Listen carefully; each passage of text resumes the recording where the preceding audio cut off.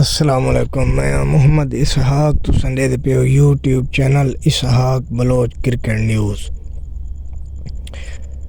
اج جڑا میچ ہے تقریباً جیت دے قریب ہے، پاکستان جیتن والا ہے میچ۔ اج فخر زمان دی دھواں دھار انہیں دیکھن کو ملی ہے۔ فخر زمان تقریباً 40 بالیں تے 78 رن سکور کیتن تے کیچ آؤٹ تھے، جاندے وچ 6 چوکے تے 6 چھکے مار گئے۔ آج فخر زمان منوائے جو میں فخر پاکستان تے کرکٹ این کھدین دیئے تے اے سکور چیس این کریں دے۔ رضوان ہوں دا خوب، محمد رضوان خوب ساتھ دیتا ہے، وہ این ٹائم کریز تے موجود ہے۔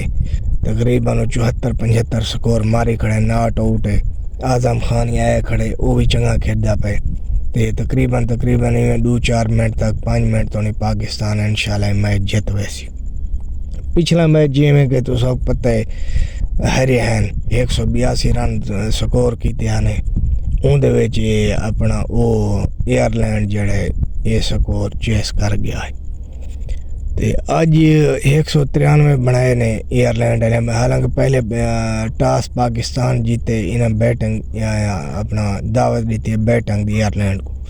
ایئرلینڈ 193 سکور چنگا سکور مار گئے، یعنی پاکستان دی واری بیٹنگ دی اون سیم ایوب دوجی بال دے چھکا مارے، تیجی بال دے پہلے اوور دی وہ آؤٹ تھی آگے۔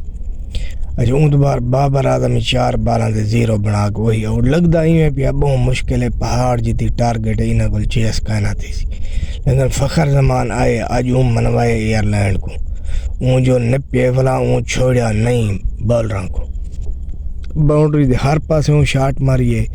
2017 والی جڑی چیمپئن ٹرافی ہے اج وہ جہاں فخر زمان نظر آندا پیا۔